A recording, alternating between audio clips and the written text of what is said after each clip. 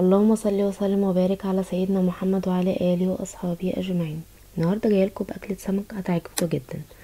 دلوقتي معانا سمكتين بوري فاتحينهم كده، بس فتحتين كده بالسكينه، ودلوقتي منضفينهم كده كويس جدا بالملح والخل والليمون، بس ننضفهم كويس كده من عند الخياشين ومن بره.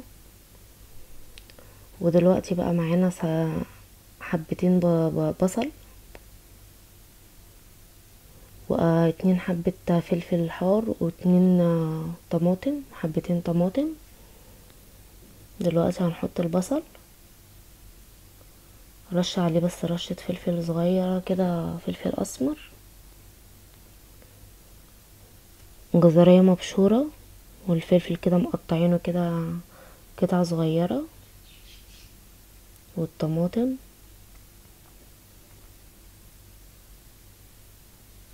ودلوقتي بقى معانا البهارات، معلقة ملح، معلقة السبع بهارات، معلقة كزبرة ناشفة، ومعلقة فلفل. نقلبهم بقى كويس كده مع بعض. ودلوقتي معانا 4 فصوص توم مقطعينهم كده شرايح، ومعلقتين خل. ودلوقتي معانا برضو نص كده ليمونة نعصرها كده على التوابل بتاعتنا، والطماطم كده والبصل، هو نص بس مش اكتر. هنقلبها بقى كويس بالشكل ده. ونجيب السمك بقى، هنحشي كده من الخياشين كده من جوه ولغاية اخر السمكية كده، نحشيها كويس.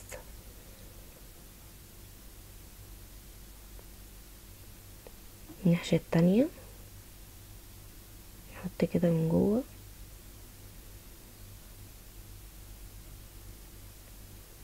بالشكل ده.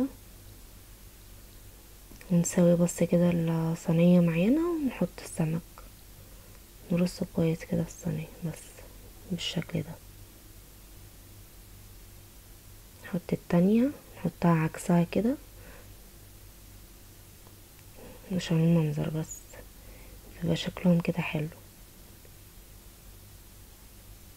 نجيب بقى شرايح ليمون، هنحطها بقى في الفتحات اللي احنا فاتحينها كده من على السمكية كده من على الوش، بتدي شكل حلو، وبتخليها برضو الليمون لما بيتحط كمان في الفرن بيدي ريحة حلوة للسمك.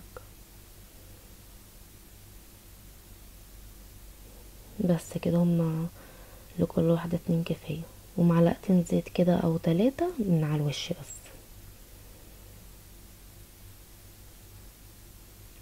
بالشكل ده. كده جهزنا بقى ايه صينية البوري معاكم. جبنا بقى السمك البلطي، نضفناه كويس جدا من جوه، بصوا كده، بصوا من عند الخياشين كده ننضفه كويس. دون طبعا انا هقليه الفتحه بقى فتحه 2 بس من على الوش، دول هقليهم، وده والمقفول دون هشويه.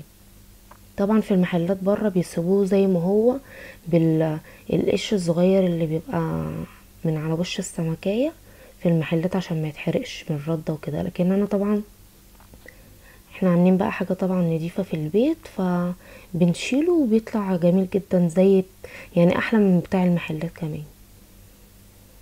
ودلوقتي بقى اوريكم التتبيلة بتاعه السمك دي. انا عاملاها بقى بفلفل حامي، عامله يجي 6 قرون كده، و5 فصوص توم، وحبه ملح، مع يعني معلقه ملح ومعلقه كمون ومعلقه كزبره. وتبلت السمك كده من جوه كويس، المشوي والمقلي هي نفس التتبيله. وديا بقى معاكم، ودي بقى الخلطه اللي انا بحطها على السمك المشوي من على الوش. هي جزرتين مبشورين، وحبه خل، معلقتين خل، وحاطه ليمونه، وحبه كزبره صغيرين، وحبه ملح بالشكل ده كده. قلبهم، وحطيت حبه زيت، معلقتين زيت. ودلوقتي هجيب بقى نص حزمة بقدونس، خدنا الورق بتاعها بس وبنقطعه بالشكل ده، بس هي نص حزم بس. ودلوقتي هنحط بقى صينية البوري دي في الفرن. ودلوقتي هعمل لكم احلى شوربة سي فود ممكن تشربوها. دون طبعا كابوريا، الشوربة بتبقى فيها كده كابوريا، بلح البحر، وفليه كده متقطع كده كده صغيرة، ماشي، وجمبري. ودلوقتي هوريكم بقى، دي بصلاية كده مبشورة، وواحدة جزرية مبشورة، وحبة طماطم مبشورة برضو، وحزمة كرفس. ودلوقتي في حلة بقى كده على النار نحط كده معلقتين زيت ومعلقة سمنة كده، معلقة صغيرة مش كبيرة. هنقلبهم كده. نجيب معاكم بقى البصلاية ونحطها كده على النار، نديها تشويحة كده بسيطة، عليها حبة فلفل بس اسمر صغيرين.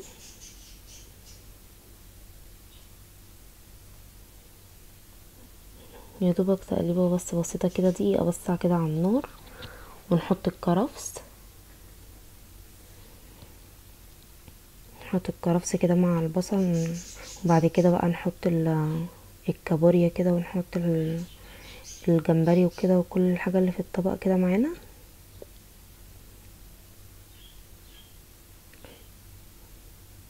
يا دوبك هنقلبهم بس كده دقيقتين كده على النار، اصلا ما بياخدوش سوا، يا دوبك 5 دقايق. هي الحاجة كده استوت كلها معانا. الكابوريا اول ما تحمر كده نروح حاطين بقى مية مغلية، مش هنحط كتير، هنحط بس ايه كده على قد المقدار اللي احنا عاملينه. يا دوبك هنقلبهم تقليبه بس كده. الكابوريا احمرت كده، اول ما تحمر هتعرفوا ان هي كده استوت. ما بياخدوش اصلا سوا، يا دوبك حاجه بسيطه قوي. هنحط دلوقتي حبه فلفل صغيرين، نحط معلقه ملح صغيره، ونحط كده مكعب ماجي. نقلبهم كده بس تقليب عشان الملح والتوابل اللي حطيناها.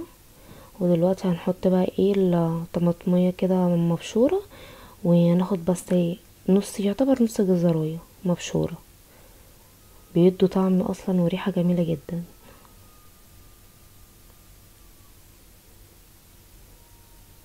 طبعا الشوربة دي احنا عاملينها بكريمة، وبعد ما نطفي كده والحاجة كل الحاجة تستوي نحط كده علبة الكريمة.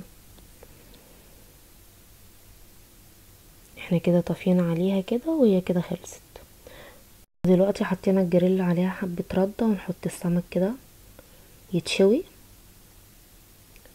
وبعد كده بقى نعمل الرز، بصلاية كده وحبة زيت، ونقطعهم كده حاجة بسيطة ونسيبها. هنشوح البصلاية، ماشي. ودي طبعا التتبيلة اللي احنا عملناها مع بعض، نحطها كده على وش السمك.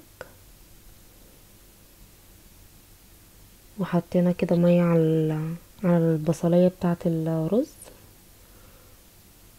طبعا احنا بنتحكم في لون الرز زي ما احنا عاوزين من تحميرة البصلاية. عاوزة مثلا الرز فاتح بنفتح البصلاية شوية نخليها ذهبي، عايزينه غامق شوية بنغمقها.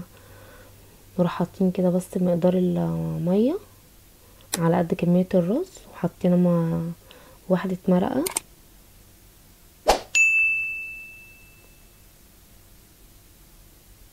كده بالشكل ده.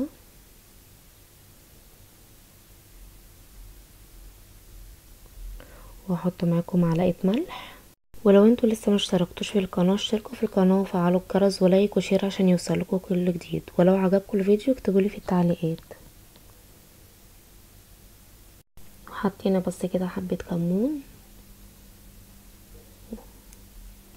واحط دلوقتي كيلو رز.